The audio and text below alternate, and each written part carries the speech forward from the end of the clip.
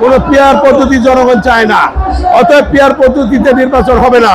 জাতীয় সংসদ নির্বাচন যেটা মাননীয় প্রধানমন্ত্রী ঘোষণা করেছেন সেভাবে নির্বাচন হবে ইনশাআল্লাহ। বিএনপির চেয়ারপারসন খালেদা জিয়ার উপদেষ্টা আমানুল্লাহ আমান বলেছেন, দেশের মানুষ আগামী নির্বাচনে পিআর পদ্ধতি চায় না এবং বিএনপি বিপুল ভোটে জিতে সরকার গঠন করবে। তিনি এই কথা আরাফাত রহমান কোকোর স্মরণে আয়োজিত একটা ফুটবল টুর্নামেন্টের অনুষ্ঠানে বলেছেন। অনুষ্ঠানে বিএনপি নেতারা বলেছেন, জিয়াউর রহমান গণতান্ত্রিক অধিকারের জন্য জীবন দিয়েছেন এবং খালেদা জিয়া ও তারেক রহমানের নেতৃত্বে বিএনপি জনগণের সরকার গঠন করবে। ফাইনাল খেলায় হারানগর স্পোর্টিং ক্লাব নগরচর স্পোর্টিং ক্লাবকে হারিয়ে চ্যাম্পিয়ন হয়েছে।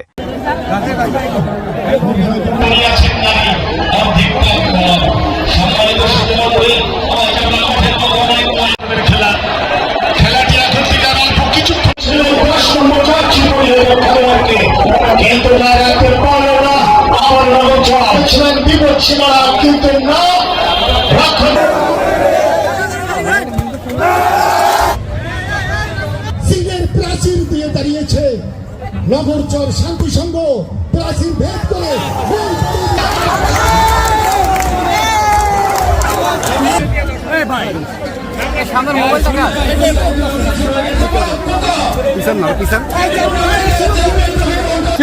কোন পিয়ার পদ্ধতি জনগণ চায় না।